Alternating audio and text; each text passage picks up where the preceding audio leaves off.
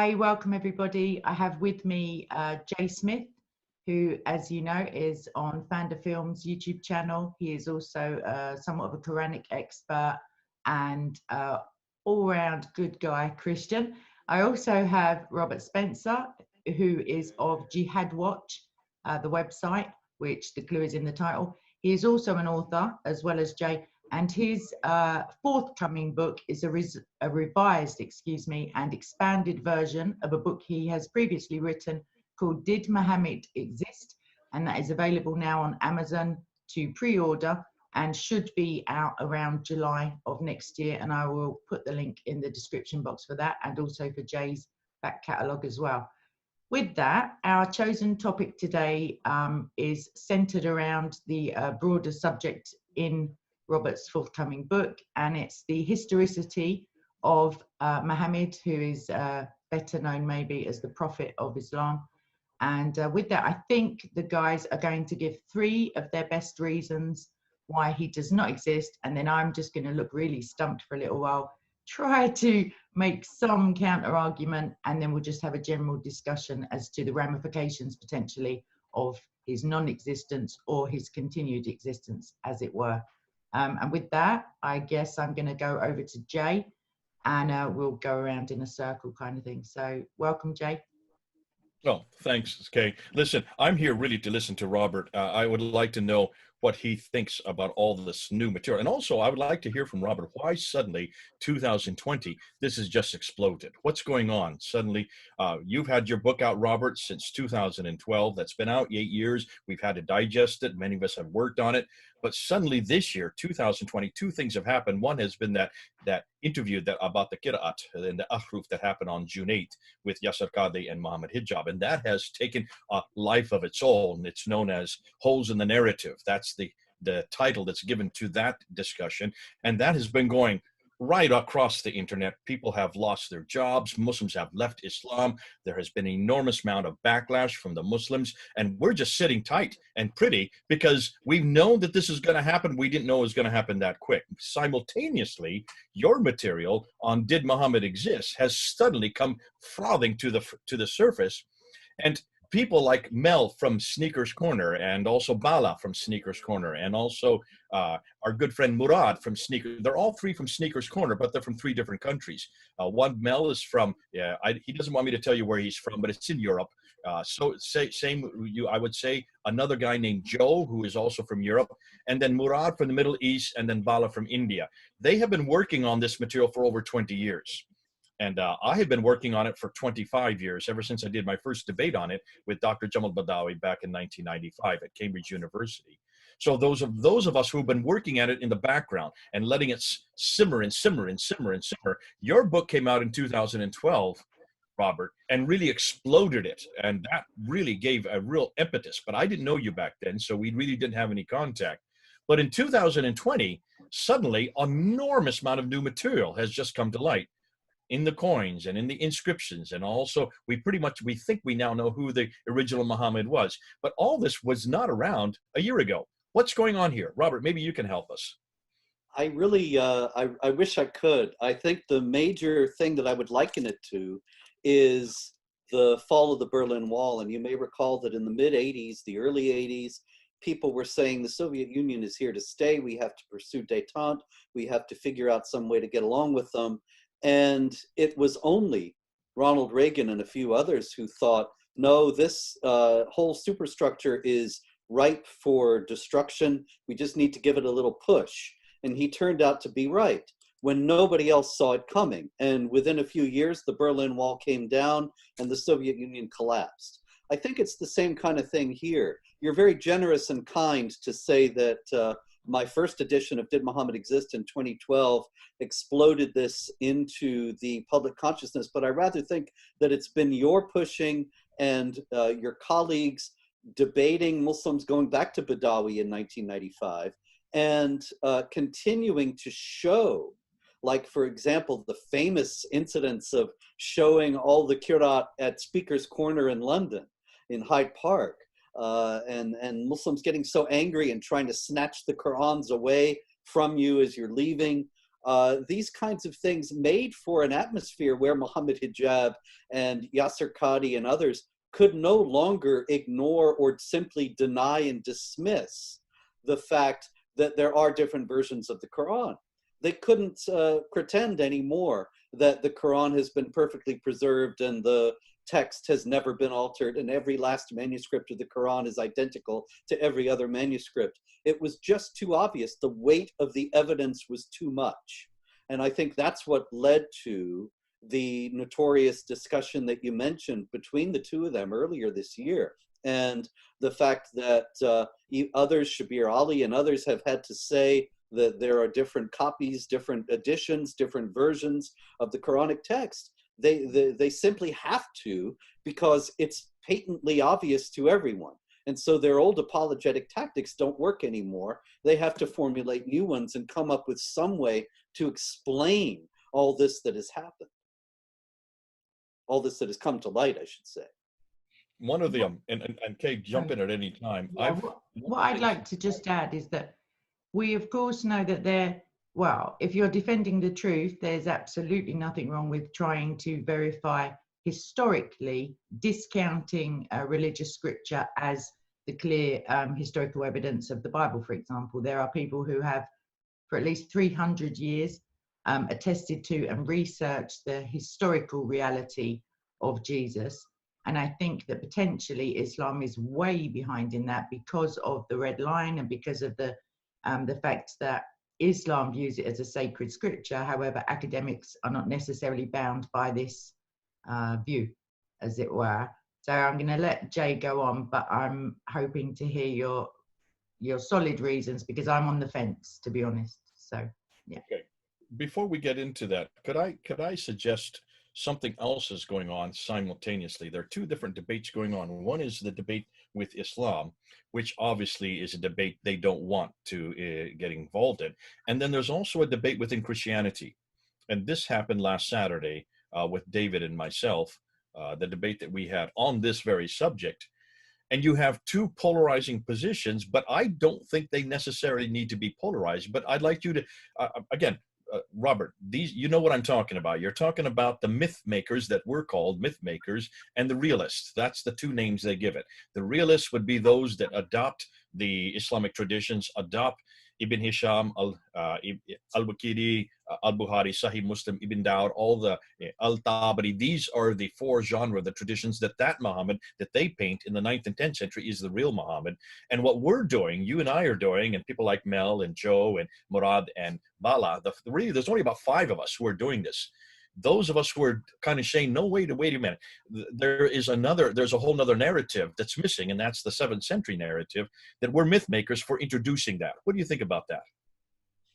I was sort of taken aback by that coming from people who are in this field and who deal with the texts, some of the ones that you listed just now, all the time, because it seems to me to be basic. Everybody should know. Obviously, David Wood knows, and many, many other people know, that Bukhari, Muslim, all the rest of the Sahih Sita, the reliable Hadith collections, the Sirat literature, it's all from the 8th century at the earliest, the mid-8th century, and most of it is from the 9th century. So we're talking about 150 to 200 years or more after Muhammad is supposed to have lived. This is not controversial. This is not disputed. These things are readily establishable from even Islamic sources, that there simply isn't any early attestation of Muhammad's existence. And so I'm surprised that we're being called myth makers. I was very taken aback watching your debate with David that he was talking repeatedly, calling us conspiracy theorists, as if we have some, and putting up that graphic of the people with the tinfoil hats on, as if this is some nutty, crazy thing. The contrast struck me between his attitude in this debate and his attitude in the debate that he and I had on the same topic 8 years ago. There was none of this sneering, none of the charges of conspiracy theorizing and so on. Maybe I've forgotten, but I don't think that he was anything but completely gracious about the whole issue. Now, I have nothing but respect for David and a great deal of regard and admiration for his extraordinary work in confronting the inhumanity of Islamic teaching, confronting the falsehood of it, exposing so many things that I think probably many Muslims don't know about the contents of Islamic texts and teachings regarding Muhammad, regarding Islam in general. And so that has not changed and is not going to change. But the reality is that I thought it was very strange. It maybe even seemed a little bit defensive that he had to be so dismissive of this point of view. And I don't, maybe you can explain why you think that was. I can't imagine why, because ultimately I don't see that there's any disagreement between showing that Muhammad was a pedophile, a rapist, a warlord, all these things, and saying that these things don't have historical accuracy, that there was no person who did all these things. Because obviously Muslims believe that the Muhammad who is depicted in the Hadith and the Sirah is the prophet. And thus we have to confront, as Christians, as all people of goodwill actually have to confront the fact that Muslims believe that this man is the perfect man, and try to show them that, well, that's anything but perfection, and try to alert also non-Muslims to the reality that Islam is not a religion of peace, but teaches all these horrible things. That is completely compatible. Let me explain what was going on there and what you're picking up, and it's other people picked it up as well. If you go up onto David Wood's Act 17 Apologetics, to that debate, about 63,000 people have watched it now. Look at the comments, and the comments reflect what you're saying. There's a comment after comment after comment. David, what's wrong with you? You lost this debate. Why are you name calling? Why is it you only kept to one point all the way through? You kept repeating your point. You kept repeating principle of embarrassment, principle of embarrassment, principle of embarrassment, and then you talk about the psychological problems with Muhammad because he didn't have a father, his father figure, which is, it's path. It's nothing really. But what was happening, and people didn't know the background to that. We had been there the whole weekend, David and I and Sam Shamoon. And if you know anything about David and Sam, they play on each other. And there is this, and that's what was happening the whole weekend. And the whole weekend, David was mocking me. Oh, here's the book of the man. Here's the book of the man, book of the man, book of the man, because that's the phrase I always use. And then he was saying, I'm going to destroy him. I'm going to destroy him. Watch and see. I'm going to destroy him in the debate. So that's the background. And I don't get into that. I just sit. It's like two of these boxers before they start a fight. They sit and stare each other down. That's what David was doing with me. He was trying to stare me down. I'm too old for that. I got gray hair, and I'm not sitting there. I could not stare him back. There's no way I could keep up with David with his repartee. He's quick on the uptake, and he's terrific at that kind of parlance. I'm not. It's not my generation. So when the debate started, he was still in that mode. And that's, as soon as I saw that he needed to shut down that mode and get into debate mode, which was okay. But when I had to laugh, though, remember at the very beginning, he says, Muslims, I'm on your side in this debate. You got to agree with me. It was everything I could do to keep from laughing, because I knew where he was going to go with this. I didn't know that he was going to use your material. I didn't know that he was just going to use the very same points, the same 8 points he gave to you. I had a blank piece of paper waiting to write down all his major points. I didn't put pen to paper at all. I didn't need to. I just looked at the copy that I had made from your debate, and I just checked off every one of the categories that you had put up, or that he had put up, and you had completely destroyed 8 years ago. And that's why I was surprised that he hadn't moved on for 8 years. But let's get back to this idea. I still like to know, maybe, Kay, listening to what we've been saying right now, you still hold for the position that he did exist. So you would hold David's position. Not necessarily. What I would like to say in defense of David's position, and I haven't actually seen the video, but I can imagine the man in the book, book and the man, book and the man thing, that just makes me laugh. But what I would say is if someone resorts to personalizing stuff, it generally means they don't have much in the way of like academic defense. But my personal position is, before I ever spoke to you, I was not because of the principle of embarrassment came once I heard that people were suggesting he didn't exist, because my feeling was very much, hey, if I was going to create this super guy, this guy to rival Jesus, this best of all mankind, this super duper example, the prevailing myth or the prevailing narrations that I hear about Muhammad's life and the Sunnah are not the ones I would choose. Not only are they not the ones I would choose, they are the polar opposite in many respects, like the child marriage, the murder, the advocating lying and all of these things. So in defense of David's position, potentially, I mean, that is a very strong argument. Whether or not it has historical value, and if it doesn't necessarily counter your many historical evidences, it in and of itself, people prefer, human nature is to die for the truth, which is what we always argue about the apostles. They the prevailing nature and his popularization, I'm sure myth has been interspersed, but that would be my feeling, although I'm now unsure. But that is a very strong reservation of mine, that I can't get my mind around. Why invent someone who I wouldn't even want to have a drink with, let alone like put next to or just below my God? Like, yeah, so my feeling is I'm unsure, although there has to be someone or some people upon whom these things are based because of the timing. Like within Arabia, certain things happened at certain times and then it just spread throughout the world. And that doesn't generally happen just because some guy goes, oh, I think I'm just going to tell my neighbor about this imaginary dude. Like, so that's how I feel. Robert, why don't you answer her? Robert's got a great answer to this. I want to hear him do it. Go ahead now, Robert. Well, consider this. You know how people say that travel is broadening because if you go to another place, you see that people behave differently and have different attitudes and assumptions from the ones in your own home, in your own area. And so people have always counseled that travel is a great cure for a kind of parochialism and narrowness and a perspective on the world that might be a little bit too simplistic.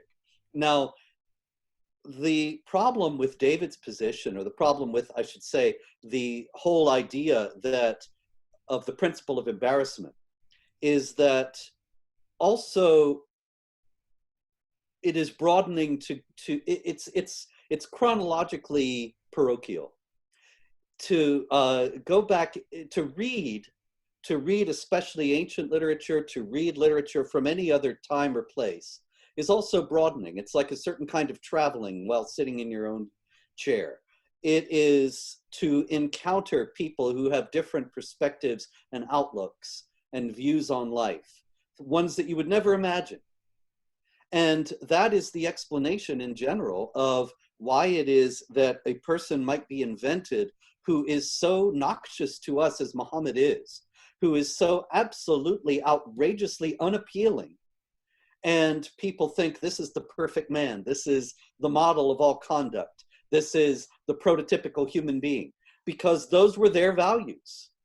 The values of the people who put him together are reflected in their product. And so they had marriages to children, and they thought there's nothing wrong with marriages to children. We'll make our prophet marry a child just to make sure that this is something that is behavior that is enshrined. Actually, you see, there's another aspect to this that's related and connected to this as well.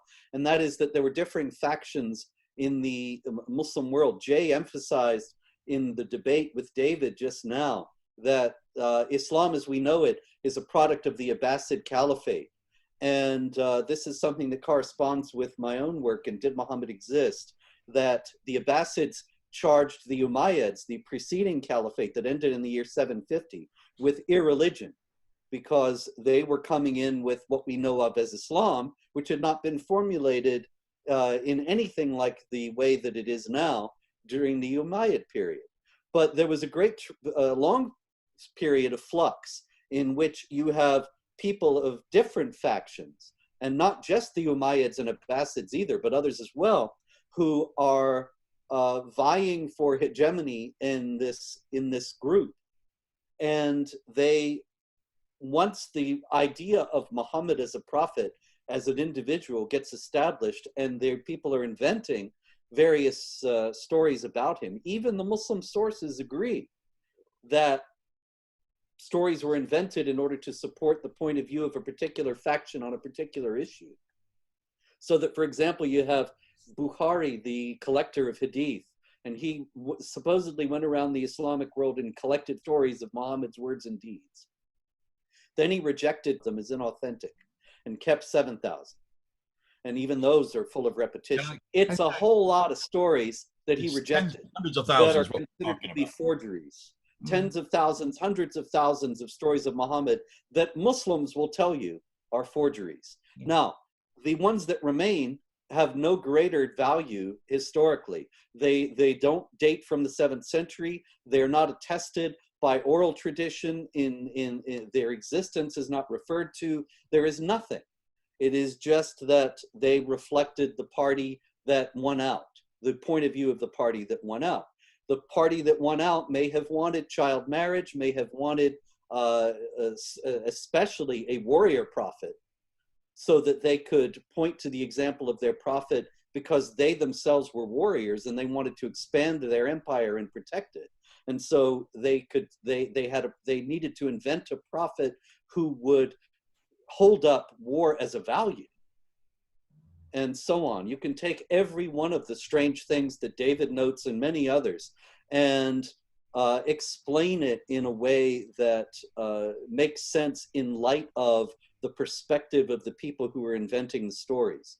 Like, one of the most difficult is, as they discussed in the debate, is in Surah 33 of the Quran, where Muhammad marries his ex-daughter-in-law. He, according to a hadith, his daughter-in-law was very beautiful, Zainab, and he went to see her. He went to see his son, actually, his adopted son, Zayd, and Zainab opened the door. She wasn't fully dressed. Muhammad went away, overcome with the impression of her beauty. And Zayd comes to him later, because he did not have a happy marriage, and he says, how about I divorce her and you take her? And Muhammad said, no, keep your wife and fear Allah. And then later, Allah tells Muhammad, you shouldn't have rejected this. I want you to marry Zainab. And so Muhammad wakes up out of his trance and says, who will tell Zainab that Allah has married her to me? And so this is this terrible story of Muhammad being a lustful individual who can't control himself and ends up seizing the wife of his adopted son. And people, Christian apologists and many others, have pointed to this throughout history and said, see, your prophet is somebody who can't control himself and is overcome with lust. He's hardly an example of human behavior. But what is a telling aspect of the story that is often overlooked is that when it's told in very elliptical and fragmented fashion in the Quran, it's really just alluded to in the Quran itself and then elucidated at greater length in the Hadith. The Quran ends up with the episode in chapter 33, verse 40 by saying, Muhammad is not the father of any of your men, but he is the seal of the prophets. And the adopted son is disavowed, because adoption is disallowed in the same chapter of the Quran. So the whole thing, some people have posited, particularly a scholar, David Powers, has posited that the whole thing is about the fact that in Hadith literature, you'll also find the idea that all the prophets are related. Of course, the Quran notoriously says that Jesus is Moses' nephew, because they call Mary, his mother, the sister of Aaron, his brother, confusing her with Miriam, the sister of Moses, because it's the same word in Arab, same name in Arabic, Maryam. So if all the prophets are related, if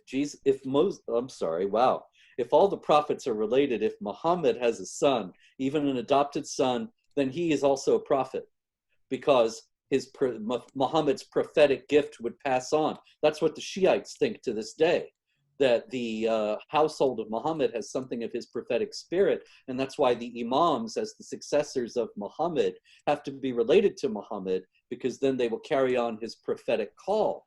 But if Muhammad has no sons, then he's the seal of the prophets. And that, if you were an Islamic state that wants to center your polity around this warrior prophet, and you want to make sure that no other prophets arise who could disrupt this state and maybe cause even a civil war, then you put in this story that shows he doesn't have a natural son, he doesn't have an adopted son, he's the last prophet. And so this is the one you all have to rally around, and there can be no more prophets. All these people are pretenders that we can put to death. They are not people anybody should take seriously. So even that story doesn't necessarily, even though it's deeply embarrassing to Muslims from the standpoint of any rational morality or certainly of Christian morality, nonetheless, it doesn't necessarily establish anything regarding the historicity of the figure discussed. Okay, so on that point, that was a lot of information, but I'm just going to quickly, I'm not texting people, by the way, I'm just writing notes on my phone because last time I got some grief for holding my phone. I'm going to briefly jot through what I was thinking as you were speaking. So when you talk about the normalization of pre-held values that aren't necessarily our Western values or are the antithesis of our Western values, what I would counter that with is that even though it was 500 to 600 years difference, there were Jews in the area, there were Christians, those were the two biggest religions within the area. Okay, I'm going to disagree with Jay. I'm going to go ahead and say they were present within it was a trading area. The heretical, Jay, stop waffling, stop waving me. Right, so there were, okay, hold your horses, I'm coming to you. So there were theists, and there were Nasara, there were people who had access to heretical and Christian writings, and the Torah, if we believe the story of Muhammad venerating it, was extant, whether or not he could read it or not. The people around were not prone, I don't believe, to child marriage as we would understand it, as in 6 years old and consummation. They were for sure, 13, I think, is the current bat mitzvah age. So yeah, I'll agree that it was slightly lower than westernized countries of today, but I don't believe that the prevailing, like the pre-existent religions before Islam was revealed or crowbarred into this area were, maybe the pagans were, I don't know much about them, but the Christians and the Jews certainly were not. So I would argue that if you want to include Isa as a counterfeit Christ in your great narrative or in your divine revelation, and to describe him as the word of Allah, and have him as righteous or pure in Surah 19, then you need to out-pure him to make your guy the best example. So that's one thing. Jay, I'm hurrying up, I promise. So the tradition of, grading hadith, because you say, then they threw out so many accounts of him, that it could lend credence to the fact that the ones that remained were by some systematic, going through, were deemed to be sahih, although of course the hadiths, like you said earlier, probably 9th century when it's established as a science, sorry. And the Quran, of course, doesn't really contain much about Muhammad in terms of like proper narratives, more just kind of glancing, reference. So we as Christians have no problem nowadays. When I was younger, I heard oftentimes Christians, even priests and vicars, saying that the God of Islam, and they still do to some extent, is the one true God, even though now, if you read the Quran, you can be accused of hate speech by literally just reading it. Me personally, I don't have any problem with a fake Jibril. I know that's not Gabriel. Muhammad, in his first instance, and his gut reaction was, that's not Gabriel, that is a demon. I've also no problem whatsoever in declaring that Allah is not Yahweh, because of Allah's own words on the subject, and on the subject of marriage, on the subject of lying, on the subject of murder, on the subject of jizya, end time prophecies, all of those things do not tie up to my God, and I also have no problem. So back to David, on the one hand, my knee-jerk reaction is that it would be pretty disheartening, maybe, to spend years and years studying a character who is attested to as a real historical figure, only to kind of have the rug pulled out beneath you, even though it goes for your cause in the ridicule and the, you know, the presumption is, and I know it to be true, David is doing this in order to lead people out of Islam so they can therefore, please God, be led into salvation. But still, it's a kind of kick in the teeth, as in, the guy didn't exist in the first place. Why didn't I just go with something else? But at the same time, I'm sure David obviously realizes that Allah isn't God, Jibril isn't Gabriel, Maryam for sure is not Mary, because she's a very young looking Maryam while she's under the palm tree. She doesn't look 1200 years old, or however, you know, previous Aaron was. So yeah, those are my counters to your points. I would have to look into it much more than the half an hour I spent looking into it earlier. Maybe I'll get your older version of the book and like fill myself in for the next time. Jake, over to you. Go ahead, Robert. Well, there's just one thing about David again, and that was to complete the point I was making earlier. I just find it puzzling that I don't see any difficulty, any discrepancy here. Like in what you're saying right now, Kay, I really just don't get it. Actually, though, maybe I should, because for years now, Muslims have made this point to me. They say, you're completely inconsistent. You've made the mother of all flip-flops. That was actually the exact words of an Islamic apologist speaking to me. He said, you wrote a biography of Muhammad based on the Sirah of Ibn Ishaq, obviously through Ibn Hisham and the Sirah literature and the Hadith and so on. And then you write a book saying that none of it is historical. And I don't see any contradiction there at all, because Muslims still believe this canonical story of Muhammad. And insofar as they do, then what David does and Sam and all the others, and what I do to a tremendous degree as well, is to show them that these things are inhuman, that these things lead to violence and oppression, they lead to ruining people's lives, and that there's a better way to live. Sure. And that the fact that these things did not happen doesn't change that in the slightest degree. It's like saying, well, you know, Macbeth never really was king of Scotland. You what? And so you're joking me. All right, cook this all off. I can't believe this. Yeah, but you see what I mean? That if we say that Macbeth is not a historical figure, then we can't quote him in the Shakespeare play. No, the Shakespeare play is what it is, and he says what he says in it. And so we can have all kinds of discussions about the significance of that and the meaning of that. But that doesn't mean that he actually lived. And it's the same thing here. I don't see any contradiction. So I still don't know why David would find it necessary. I mean, I guess as a debating tactic, I can see it. That you want to try to rock back your opponent, you want to try to intimidate a little bit. It's actually a tactic that Islamic apologists love to use, to try to put the Christian speaker on the defensive, maybe sow a little doubt in your mind, so that you're off balance, and then you can't present your best case in the best way. As a tactic, sure, but otherwise I don't see any justification for acting as if it's some nutty conspiracy theory. The other thing you asked me right at the beginning was to list 3 reasons why I don't think that Muhammad, as he's depicted in the Sirah and the Hadith, is historical. And one of the primary reasons for that, and one of the reasons why this is not a nutty conspiracy theory, is that for the first nearly a century, and certainly for the first 60 years after Muhammad is supposed to have died, then you don't have anything about him and virtually no mention of him.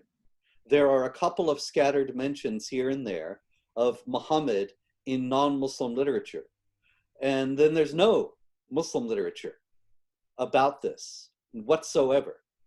And so you don't start to hear about Muhammad, the prophet of Islam, or Islam itself, or the Quran, until the late the last decade of the 600s and the early part of the 700s. And that is, Muhammad died in 632, so that's an extraordinary gap. If you compare, and this is another useful thing to do, in the first place, though, I have to add the caveat that the situations are completely different. Muhammad may be completely fictional, and that doesn't have anything to do with the historical investigations of Christianity. Many, many people, when this, with first edition of Did Muhammad Exist came out, and I was going on radio shows and talking about it, so many radio hosts asked me, well, what about Jesus? Can't you say the same things about Jesus? And so I had to say, well, you know, in the first place, that's completely irrelevant, because it's just two separate situations and they may have nothing to do with one another. But also it's a useful analogy, because the Lord Jesus died and rose from the dead in the early part of the 30s of the first century. So it's roughly analogous to Muhammad in 632 dying, 600 years before.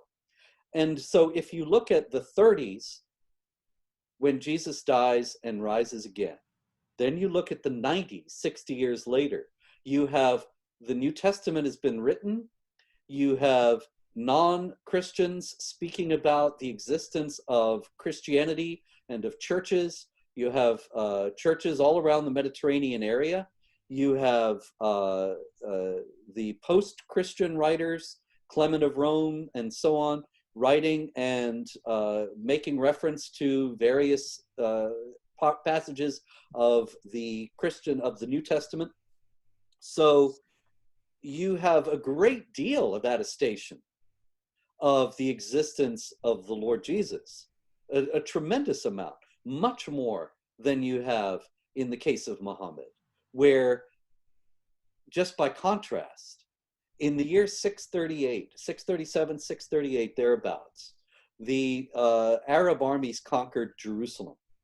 Now, you would expect, if this was 6 years after Muhammad, and if Muhammad was real, if Muhammad was the false prophet that David talks about, that if Muhammad had told us everything that we have now in the Hadith, that it was all spoken the way that it's depicted in the Hadith, that he said it all, and the Quran was all together, I mean, all written, not collected together, but the entirety of the Quran, because after all, it was revealed to Muhammad. So by 638, if the canonical story is true, then the Muslims have the Quran, and they have this incredible wealth of material. It's an oral tradition, but that's not disqualifying, because this was a time when people had, when in oral cultures, people had prodigious memories. You know, Homer and the Greek bards, they memorized all of the Iliad and the Odyssey, no problem. And so the Hadith literature may have been all preserved orally, but it had to exist if it all comes from Muhammad. So in 638, because Muhammad said, and the Quran says, to make war against the unbelievers and subjugate them and so on, they conquer Jerusalem. One would think that they're talking all about their prophet, all about their new religion, all about their holy book, because that's why they did this, right? And so there's a very famous story, a legendary story, of Sophronius, the Patriarch of Jerusalem, the leader of the church in Jerusalem. And he meets Umar, the Caliph, at the gates of Jerusalem and shows him around the city. And at the Church of the Holy Sepulchre, the church that houses the tomb of Christ, where he rose from the dead, Sophronius invites him in and says, go in and say a prayer. And Umar magnanimously and generously, graciously says, no, I won't go in and pray there, because if I do, then my followers will claim it for a mosque, and I'm going to leave this church for you Christians. That story is told to this day as an example of Islamic tolerance. However, that story also, like the Hadith, doesn't date from anything earlier than the 9th century. We only hear about it first in the 800s. In the 600s, though, we have writings of Sophronius himself. We have actually quite extensive writings of Sophronius himself, and in them, he never mentions Umar. He never mentions Islam. He never mentions the Quran. He never mentions Muhammad, even though he says that these invaders came, they laid waste to the churches, They sowed great havoc and destruction. They were God's judgment on the area. He speaks to a tremendous, at great length, about the theological meaning of the destruction of Christian Jerusalem. And nowhere does he say these people had a new religion or a new prophet or a new holy book. Now, that's an extraordinary omission. If these people came in with the words of their new prophet ringing in their ears and their oral traditions about their prophet memorized and their Quran memorized, and they're very proud of their new religion, that it's the impetus for their conquest, why don't they ever mention it? Why doesn't he doesn't even give any indication that he knows anything about it? And every other non-Muslim writer who encounters the invaders all through the 7th century has the same experience. They give no hint anywhere that they have this new religion. Now you contrast that with the missionary travels of St. Paul, the formulation of the New Testament, the epistles, the establishment of churches in Asia Minor and in Europe. There's nothing analogous to that. We have the conquests, but none of the what is supposed to be the theological and ideological superstructure of those conquests. Okay, so I'd like to, seeing as how I've literally got 2 experts on the subject, just a cursory, like a quick search of some internet stuff. And I have a claim, at least, that somebody called Thomas the Presbyter, who is apparently an early Syriac source and a Christian writer, dating to around 640, gives the earliest mention of Muhammad and tells us that his followers made a raid around Gaza. So that's like close in time, as opposed to, your rightly stated, he doesn't seem to appear for a little while. And another Syrian manuscript mentions Muhammad and the Arab conquests, and this also comes from the year 634. So that's 2 years after Muhammad died. In a catalogue of Syriac manuscripts in the British Museum. And yeah, basically someone called W. Wright has dated them to around 636 or around that time. So those are 3 that I think Jay can speak on, if I'm right in my... Go ahead. That's the presbyter, Thomas the Presbyter, and Doctrine of Iacobi. How would you answer those 2? Well, they are mentions of Muhammad. There's no doubt about that. But that's all they are, is mentions of Muhammad. They don't notably mention Islam or the Quran. They don't give us any details about Muhammad except things that aren't true, according to the canonical Islamic story. Just correct one thing. The Doctrine of Iacobi does not mention Muhammad. Is that the one that says he's the prophet? That's 634. That's the one that's 634. That does not mention Muhammad. It just says a prophet who is in Jerusalem, who is from the Saracen, a Saracen prophet. Is that the one that says he's invading Syria, or is that the other one? Is that Thomas the Presbyter? Thomas the Presbyter says he's invading Syria. He does mention the name Muhammad. And Thomas also, according to the writer of this, meant like that he led some kind of movement. So so you've got Doctrina Iacobi that, as Jay says, does not mention Muhammad. I had thought that it did, but I haven't looked at these things today. In any case, it does discuss this prophet, but it says that he is preaching, what is it, the one who is to come or something like that? And he comes with the keys of paradise. Yes. So there is no such. No, he's preaching isn't he saying that somebody else is going to come after him? He does say that, and he also says he's bringing the keys of paradise. Neither one of those things are anything that's in the canonical Islamic literature about Muhammad. Right. He's the seal of the prophets. He's the last one, so nobody's going to come after him.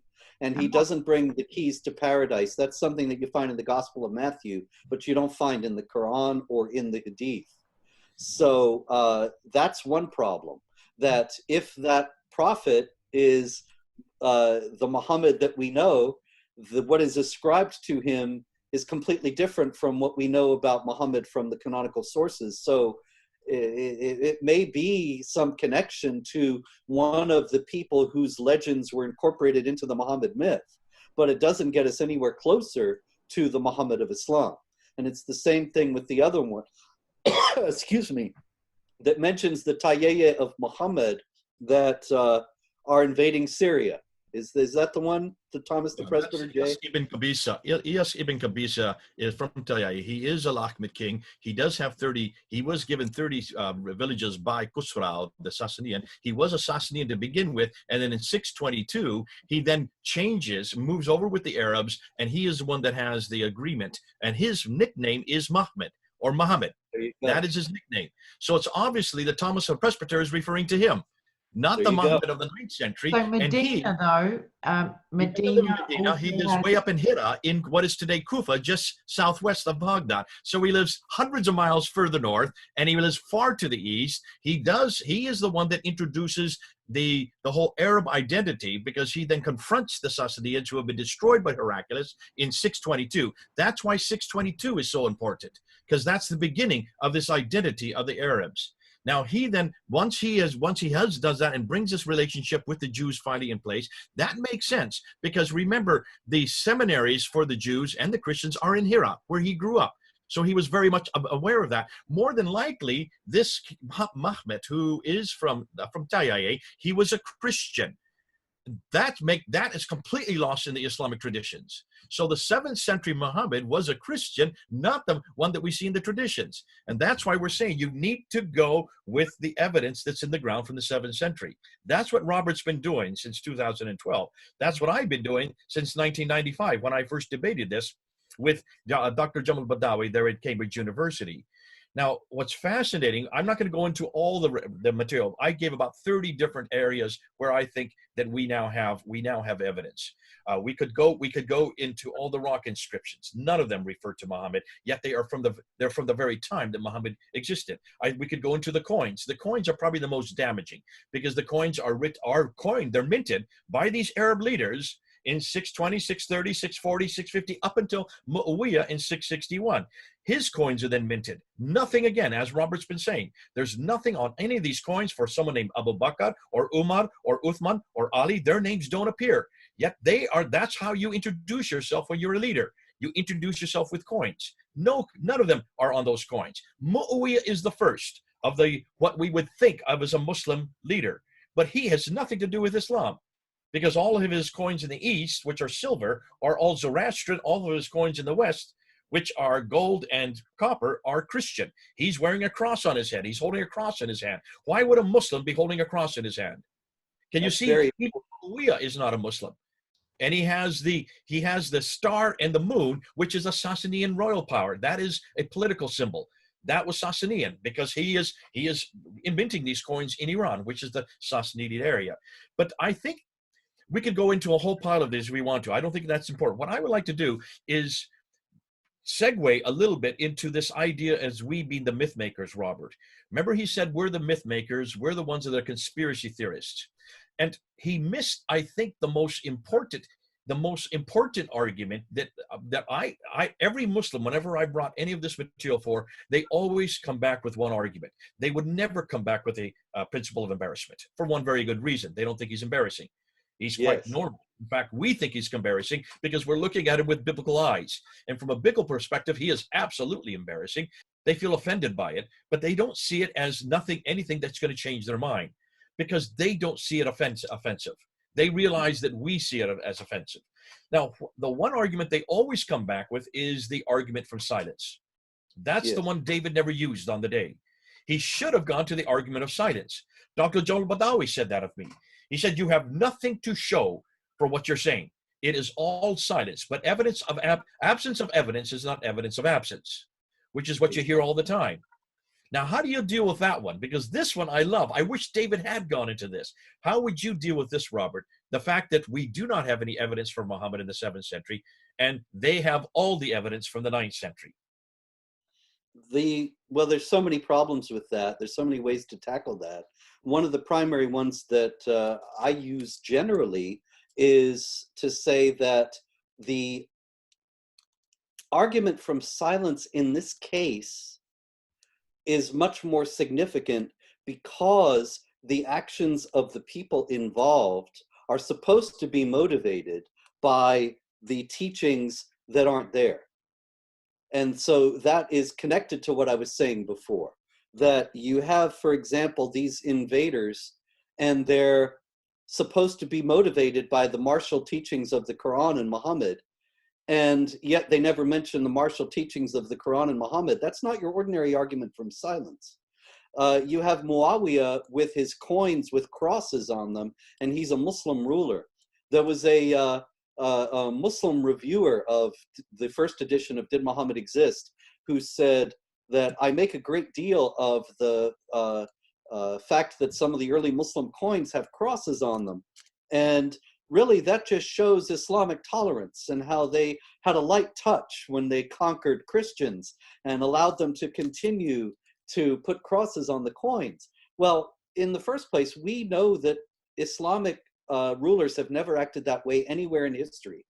You can read my other book, The History of Jihad, and see that everywhere, without any exception, that Islamic jihad armies have conquered, they've ruled with a very heavy hand whenever they were obeying Islamic law, and that meant that the Christians were sharply rebuked and restricted in their observance of their faith, and that particularly that meant public display of the cross, because Muhammad says that Jesus is going to come back and break the cross, and the Quran says that they did not kill or crucify him. So Robert, would you not say also that Muhammad, the Muhammad of the traditions, is very much in that paradigm? Did he ever broker anybody to confront him? Or look what he did with Marwan, Asma bin Marwan, yeah. who only wrote poetic verse against him. He had her assassinated. He had 25 people assassinated. Look what he did to the Jews, the Banu Kainuka family, the Banu Nadir family, the Banu Quraiza family. They wouldn't support him and would not sign the Constitution of Medina. He had them thrown out, or he had them executed, had their throats slit, and the women taken as slaves. So Muhammad, the Muhammad of the tradition that David and the Kay are trying to support, was very much a bombastic and very much a militaristic. Sorry, stop right there, sir. Don't throw me under the David bus. At the moment, on a fence. I'm on a peripheral. Well, she's climbed up onto the fence in this last hour. Have you noticed? Well, because I don't mind the devil's I mean, I just need to find my tinfoil hat at least. I can't just bring out the crazy, as it were. Not now. You're absolutely right. You know, it is an Islamic apologetics point nowadays. I encounter this all the time. Nihad Awad of the Council on American Islamic Relations and so many others, they go before the media whenever there is like something like the beheading of the French teacher not long ago for showing a cartoon of Muhammad. And we hear it again and again and again, that Muhammad behaved gently. Muhammad was kind and respectful toward those who insulted him and mocked him and ridiculed him. This is absolutely false according to the canonical Islamic literature, as Jay has pointed out. And as a result, the Muslims read the canonical Islamic literature and they believe it. And so they have never, the believers in that canonical Islamic literature, behaved anything but harshly toward non-Muslims, and particularly toward the cross. So the idea that a Muslim ruler, Muawiyah, would have put crosses on the coins it flies in the face of any kind of rational calculation of how he would have behaved. And so it's not remotely like just an argument from silence, because it's not just a silence, it's a direct transgression of the principles upon which his state is supposed to be based. Yeah. And we have the before him, the rightly guided caliphs, so-called, the four caliphs, the four original caliphs, Abu Bakr, Umar, Uthman, and Ali. And they're supposed to be the golden age, the perfect guys. I mean, the ones who give us the best example of what a caliphate is supposed to be. And they're immediately, if we're going to believe that this is just this strange argument from silence omission, then they completely ignored and sometimes outright denied the basis and foundation of their faith and their political polity. their political entity. So it's ridiculous to think that this thing it arises, it is hatched by Muhammad, whether he was a true or a false prophet, that it comes from him. And then his immediate followers, his closest friends, the people who admired him the most, immediately threw it away and ignored it and trampled upon it. And it wasn't until decades later that it was revived. It's ridiculous, really. Let me just say this and end with this, and this is probably where we can bring it to a conclusion. When you stop and think, Robert, we've been called the myth makers. We're the ones that are coming up with this conspiracy theory. Could we not turn that same argument and turn it right around onto people like David Hutton's in the same camp? Could we not say that they are the myth makers? And can we not say really that all Muslims, every time they go back and they start referring to the 9th and 10th century traditions about this Muhammad, that they are now the myth makers because they cannot support anything that they are saying in the 7th century. And we suddenly are no longer the myth makers. We're not the conspiracy theorists. We are the realists because we are coming up with evidence from the 7th century, which they refuse to do. And in any historical critique, is that not what a historian should do? A historian should not listen to that redactions coming from the 9th and 10th century. They should always go back to the environment and the place and the setting and the person that they're referring to. And that becomes the narrative that then confronts the other. And the myth makers are those that are creating a myth. In this case, I would say they are the myth makers, and this myth was created by the Abbasids, and it started from 749, around 750, you are correct. And I would say that this book here is not from Ibn Ishaq, even though it says Ibn Ishaq. This has nothing to do with Ibn Ishaq. This has everything to do with Ibn Hisham. This comes another 70 years later, so it's taken them 70 years to finally standardize because Ibn Ishaq got it wrong. And that's why they threw it out and they created this more. So they needed that myth. And the myth that they finally came to was the Ibn Hisham, the Muhammad of Ibn Hisham. But they still didn't have his sayings. And that took him another 40 years to even get that put together. And that's why al-Bukhari was given 600,000 of these very real stories, and he whittles them down to 7,397. That's the myth, and that's the conspiracy that they want. So I would suggest that now Islam, the Islam that we're practicing today, is the myth, is the legend, and I would say it is the conspiracy that was created by the Abbasids, because that is their narrative now. They needed him more than anybody else. And I therefore want to go to the Muhammad of history. I'm sick and tired of the Muhammad of faith, because that's all you're getting, and that's all we've been taught. Let's go back to the Muhammad of history. That's why I can't wait for your next book to come up, because your book, and this is here, I have the first facsimile of it. I'm the first one to own it. I don't even have a cover for it yet. So I am the first one because you gave me a pre-publication copy. I'm going to be the first one to say, folks, get this book. Because that is going to be, we're starting to scratch, we're starting to find who the real Muhammad is. And the real Muhammad that we're going to be introducing, that Robert's going to be introducing, is not the Muhammad of the 9th century. But it looks like we pretty well know what did happen in the 7th century. And I can't wait to get your book. I've got it already, so what am I saying? But I can't wait till everybody else to get your book. I'll give you the last say, Robert, because this is your material and this is your time. Well, thank you very much, Jay. You're really the trendsetter. You're the pioneer, I should say, in this field. And my hat's off to you. I appreciate your kind words very much. I thought your point in the debate with David was very extraordinarily precise. It was a Moab of its own in saying that he, as a Christian, ought to be reading the Gospel of Thomas if he is going to be working the way he works with Islam, because the Gospel of Thomas, instead of being something from the time of the apostles, comes up a couple hundred years later. And so exactly, if he's going to 200 years later, just like Ibn Hisham. Yeah. So if he's going to take material about Muhammad that's a couple hundred years later and act as if it's authentic at the expense of what you've discovered and others have discovered about the actual historical circumstances of the origins of Islam, then likewise he should throw out the canonical Gospels and go with the Gnostic Apocrypha from 200 years later. I was laughing. That's a very powerful point that You know, illustrates. David never picked up on it. He never, I don't even think Yeah, he sure. understood. But that shows who's wearing the tinfoil hat and who is the myth maker indeed. Okay, good stuff. Okay, you're muted.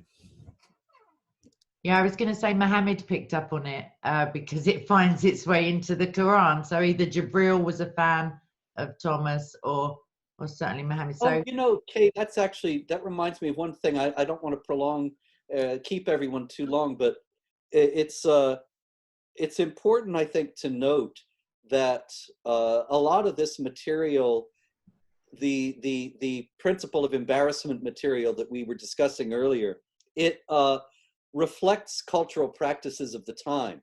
And even though there were Jews and there were heretical Christians and so on, that somehow were connected with the origins of this thing, it's a vastly different moral environment. And a lot of the practices that we would find terrible, like the child marriage and so on, were what the people of the time took for granted, and they canonized when they put their prophet together and their religion together.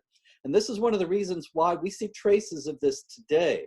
That nowadays we see when people talk about things like female genital mutilation or honor killing, that there is not very strong or clear attestation for its being Islamic.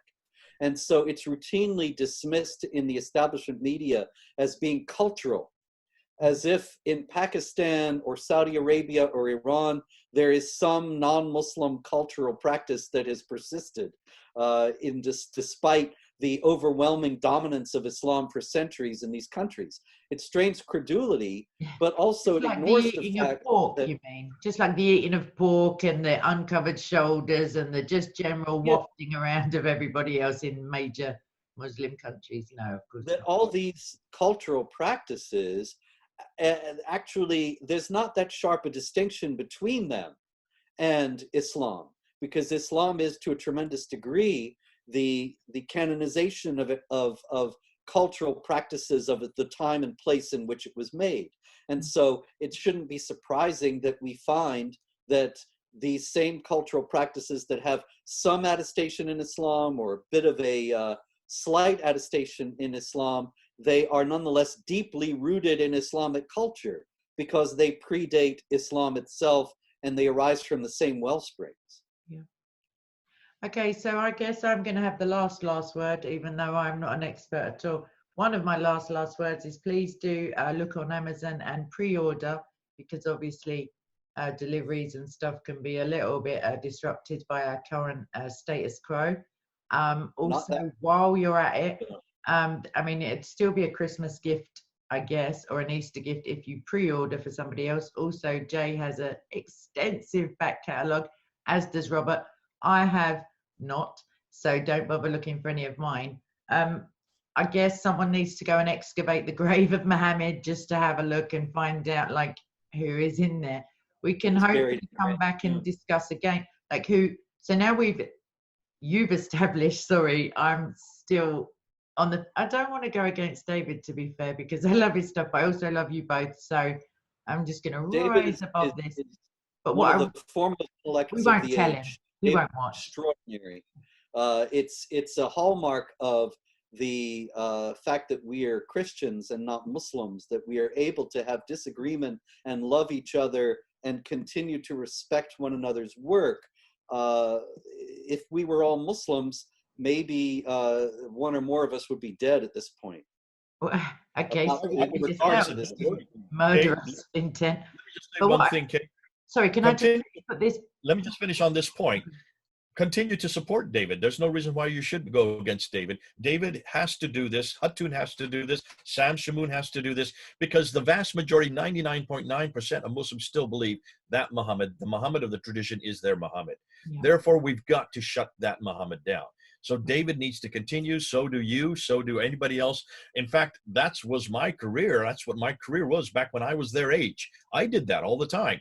I've moved now into the historical critique because of the material that's now, the historical material that's come to the fore. But please, can you understand, whether David wins or I win, Muhammad loses. Loses, exactly. That's perfect. And what I would also like to add is that as Christians, none of us, I'm sure, I wouldn't like to speak for Sam because I just wouldn't, but I'm sure that Sam, Hatton, David, yourself, Robert, and I all agree that whoever Muhammad was, whether he was another dude, whether he was an amalgamation of people, whether he was just a complete fabrication, none of them, the Muhammad who is accepted within Islam is not. None of us Christians believe in a guy who potentially spat in a well and the water was somehow miraculously transformed, or defecated in the desert and an oasis may have appeared, or you know, like went so clearly against the teachings of Yahweh and yet was somehow like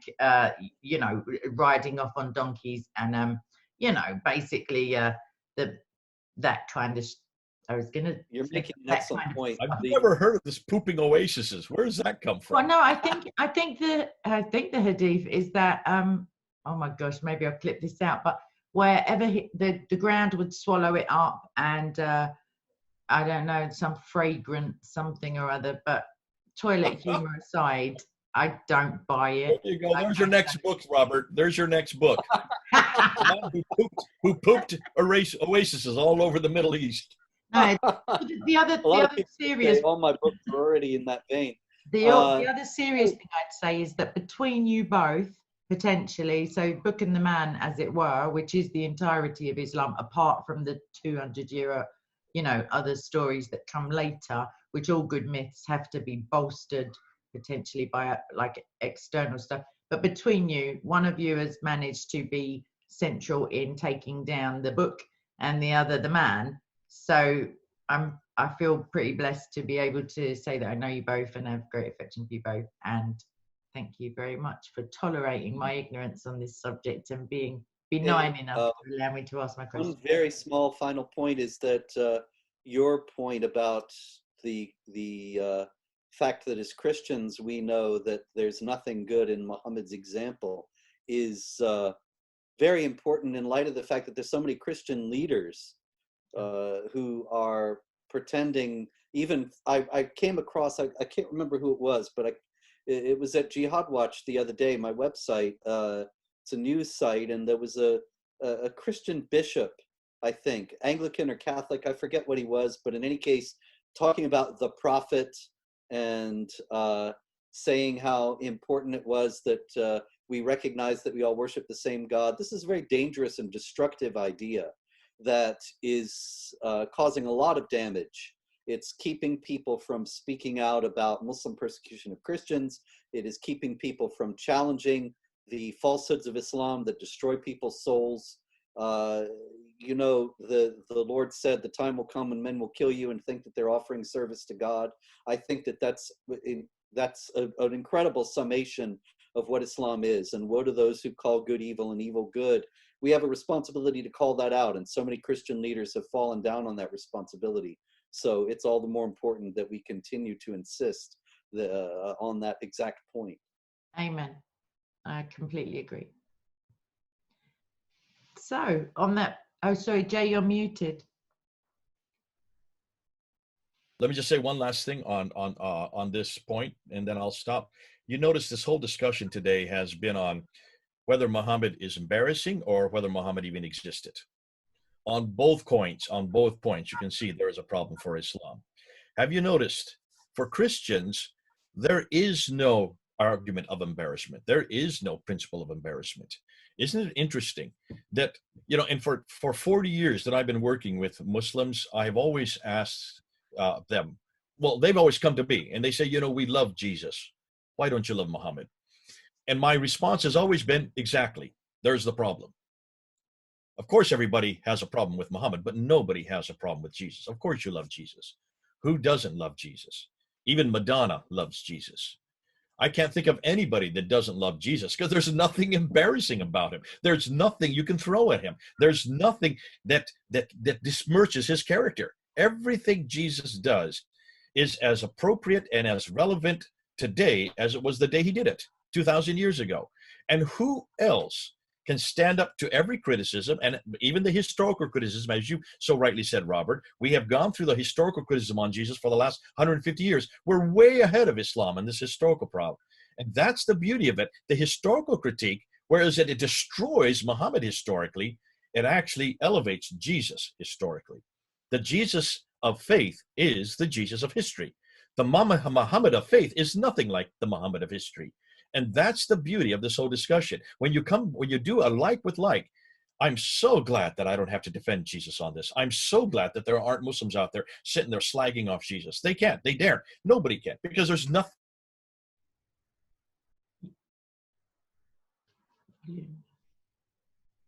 just like Jesus. He speaks for himself. He defends himself. And as far as I'm concerned, that's where the whole debate comes back down to. Yeah. I'd just like to say, for any sincere Muslims who are watching, who are sincerely interested in knowing the truth, aside from the fact that the truth is Jesus Christ, and he attests even to this in the Bible, which is available from all good bookstores, and you don't need to pre-order it. It's been around for a long time. It's been pored over and criticized and researched and attested to, and the books within the Bible that are referred, other external books are also available for your reference. None of that I know of have ever had an event in history where they've all been burned and standardized. Every English translation is, of course, only one step away from the Greek or the Hebrew. They don't just go around like transcribing the last English one and the last English one.